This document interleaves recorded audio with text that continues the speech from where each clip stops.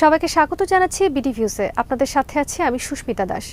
Ukraine যুদ্ধে রাশিয়ার সামরিক শক্তি ক্ষয়ের পরও মস্কো পূর্ব ইউরোপের দিকে নজর দিতে পারে এমন আশঙ্কা রয়েছে ন্যাটোর মধ্যে। এই আশঙ্কা থেকে এস্তোনিয়ার মতো সদস্য দেশগুলোতে সামরিক শক্তি বাড়াচ্ছে ন্যাটো।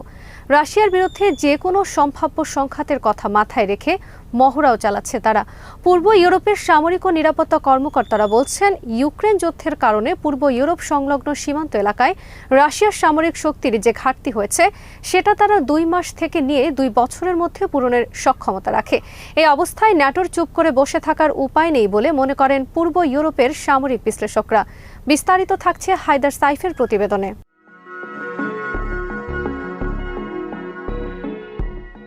একসময় আফগানিস্তানের যুদ্ধক্ষেত্র এবং মালিতে সন্ত্রাস বিরোধী অভিযানে AMX-10 অর্থেও এই অঞ্চলের সামরিক শক্তিকে নতুন করে শক্তিশালী করার কথা ভাবছে রাশিয়া।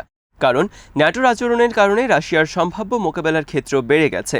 পূর্ব ইউরোপের বেশ কয়েকজন প্রতিরক্ষা এবং সামরিক কর্মকর্তা এই মত ব্যক্ত করেছেন। ওয়াশিংটনের কর্মকর্তারা হয়তো ভাবতে পারেন ইউক্রেনে রাশিয়া বিপর্যয়ের মুখে পড়েছে, সে কারণে মস্কো দীর্ঘমেয়াদী কোনো হুমকি সৃষ্টি করতে পারবে না। কিন্তু পূর্ব ইউরোপ, বিশেষ করে বাল্টিক অঞ্চলের দেশগুলো সেভাবে ভাবতে পারছে না।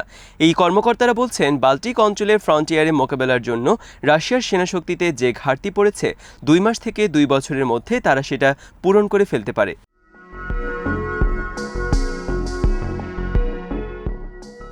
যদি সেটা হয় তাহলে ইউক্রেনের সংঘাতের কোনো কিনারা না হলেও রাশিয়া আর ন্যাটোর মধ্যে সংঘাতের আশঙ্কা বেড়ে যাবে। প্রতিরক্ষা কর্মকর্তারা বলছেন, রাশিয়ার নতুন করে নিয়োগ দেয়া সেনা বা সামরিক সরঞ্জাম হয়তো ইউক্রেন যুদ্ধ শুরুর পর্যায়ে যাবে না, কিন্তু যেটুকু শক্তি তারা জড়ো করবে তা দিয়ে ন্যাটোর যে কোনো সদস্য দেশে তারা অভিযান চালাতে পারবে। এরকম পরিস্থিতিতে পশ্চিমের দৃষ্টিকোণ থেকে এস্তোনিয়ায় অবস্থানরত ফরাসি সম্মিলিত আর্মস স্কোয়াড্রনের প্রতিরোধ সক্ষমতা ধরে রাখার বিষয়টি যথেষ্ট গুরুত্বপূর্ণ হয়ে উঠেছে।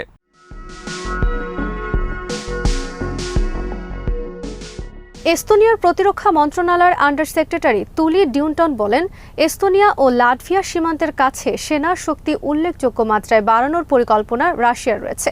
তিনি বলেন, আমাদের হিসেব অনুযায়ী 2 বছরেই রাশিয়া তাদের বাহিনী পুনর্গঠন করে ফেলবে। ন্যাটোর বিরুদ্ধে সীমিত পরিসরে হলেও অভিযান চালানোর সক্ষমতা সেই বাহিনীর থাকবে।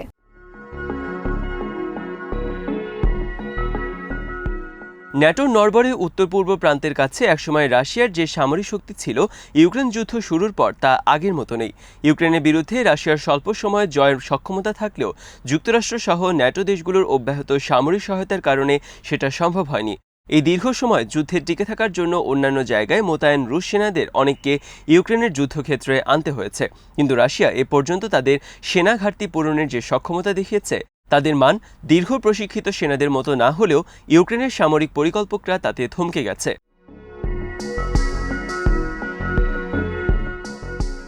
প্রেসিডেন্ট পুতিন এই পর্যন্ত ন্যাটোর সাথে যুদ্ধে জড়ানোর কোনো আগ্রহ দেখাননি। ন্যাটো সদস্য দেশগুলোর পারমাণবিক প্রতিরক্ষা ব্যবস্থার অধীনে সুরক্ষিত। তবে পুতিন নিজেও রাশিয়ার পারমাণবিক সক্ষমতা সম্পর্কে ন্যাটোকে সতর্ক করেছেন। তবে ইউরোপীয় কর্মকর্তারা মনে করছেন, ন্যাটোর সাথে যুদ্ধে না জড়ানোর যে নীতি রাশিয়া অনুসরণ করছে সেটা ভবিষ্যতে বদলে যেতে পারে। বিশেষ করে পুতিন যদি টের পান যে ন্যাটোর পূর্ব প্রান্তে সামরিক সক্ষমতার ঘাটতি রয়েছে, তাহলে তিনি সুযোগ নিতে পারেন।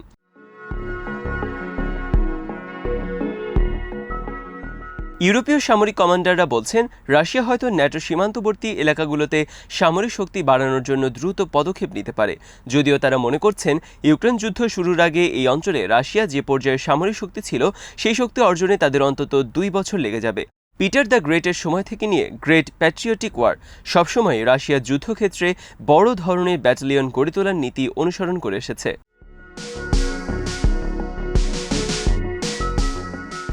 টাপা সামরিক ঘাঁটির ফার্স্ট এস্তোনিয়ান ব্রিগেডের কমান্ডার কর্নেল আন্দ্রুস মেরিলো বলেন, কাগজে কলমে আগের সামরিক সক্ষমতা অর্জনে রাশিয়ার 2 মাসের বেশি সময় লাগার কথা নয়। মস্কো যদি সেনা মোতায়েন শুরুর ঘোষণা দেয় তাহলে 2 মাসেই সেটা শেষ হয়ে যাবে। তাদের অস্ত্র সরঞ্জাম হয়তো সব আধুনিক হবে না, কিন্তু সেটা বড় কথা নয়। ট্যাঙ্ক সবসময় ট্যাঙ্ক, আর সংখ্যায় সেগুলো যদি অনেক বড় হয় তাহলে সেটা সমস্যা তৈরি করবেই।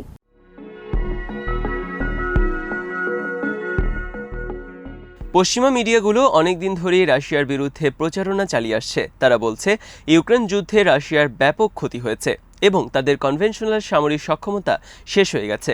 কিন্তু পূর্ব ইউরোপের সিনিয়র প্রতিরক্ষা কর্মকর্তা ও সামরিক কমান্ডারদের পর্যবেক্ষণ থেকে বোঝা যায়, মিডিয়ায় প্রচারণা সত্য নয়। তবে পশ্চিমা মিডিয়ার প্রচারণা ইউরোপ আমেরিকার কিছু আইন প্রণেতা ও নীতি নির্ধারকদের উপর প্রভাব ফেলেছে।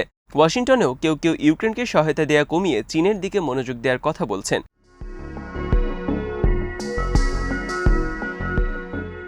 শীর্ষ ন্যাটো কমান্ডার এবং ইউরোপ মার্কিন সামরিক প্রধান জেনারেল ক্রিস্টোফার ক্যাভোলি এস্তোনিয়ায় এক নিরাপত্তা সম্মেলনে বলেছেন, সাদা চোখে এটা মনে হতে পারে রাশিয়ার সামরিক বাহিনী ধসে পড়েছে এবং বড় ধরনের সমস্যায় পড়ে গেছে, কিন্তু সত্য এতটা সাদামাটা নয়।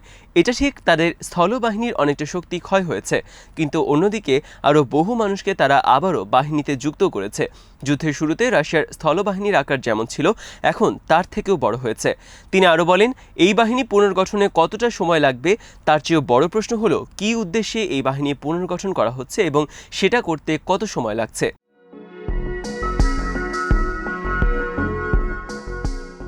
সংঘাতে রাশিয়ার সেনাশক্তি এবং রসদের ক্ষয় হলেও এরপরে বাহিনীতে যারা যুক্ত হচ্ছে তারা হবে যুদ্ধের জন্য আরও প্রস্তুত ও উপযুক্ত। তাদের সরঞ্জাম পুরনো হোক বা সরবরাহে ঘাটতি থাকুক, সেটা বড় বিষয় নয়। মেরিলো বলেন, ইউক্রেনে রাশিয়ার যেসব সামরিক কর্মকর্তারা টিকে আছেন তারা যুদ্ধ থেকে অনেক কিছুই শিখেছেন। তারাই পরবর্তীতে ব্যাটালিয়ন ও ব্রিগেড কমান্ডার হবে। আমাদের চেয়ে তারা হবে অনেক বেশি অভিজ্ঞ।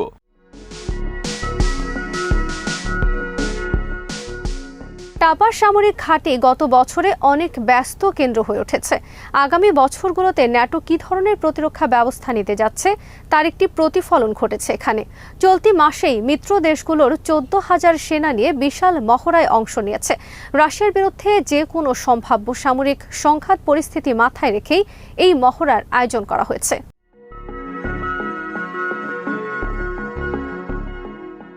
এস্তোনিয়াতে 2000-এর মতো বিদেশি সেনাদের একটি বহুজাতিক গ্রুপ রয়েছে। এদের নেতৃত্ব দিচ্ছে ব্রিটেন। ফ্রান্স ও ডেনমার্কের ছোট একটি কন্টিনজেন্ট সেনাও এখানে রয়েছে। ন্যাটো সব মিলিয়ে 8টি ব্যাটেল গ্রুপ গড়ে তুলেছে। এদের অবস্থান হল Estonia, Latvia, Lithuania, Poland, Romania, Bulgaria, Hungary এবং ভোকিয়ায়।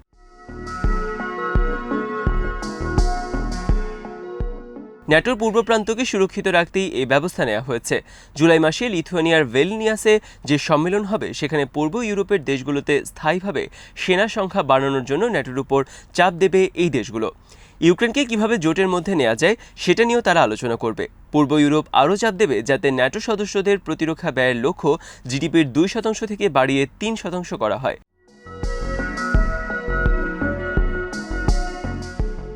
লাটভিয়ার সাবেক প্রতিরক্ষামন্ত্রী আর্টিস প্যাব্রিক্স মনে করেন, ন্যাটো বা বাল্টিক সাগর অঞ্চলের কেউ যদি ভুলেও মনে করে রাশিয়া ইউক্রেন যুদ্ধ কোনো রকমের শেষ হলেই আমরা শান্তিতে থাকতে পারবো, তাহলে সেটা হবে বড় ভুল। আমাদেরকে গুরুত্বের সাথে প্রস্তুতি নিতে হবে। রাশিয়ার মনোভাব যদি না বদলায় তাহলে আমাদের সীমান্ত মোটেই সুরক্ষিত থাকবে না।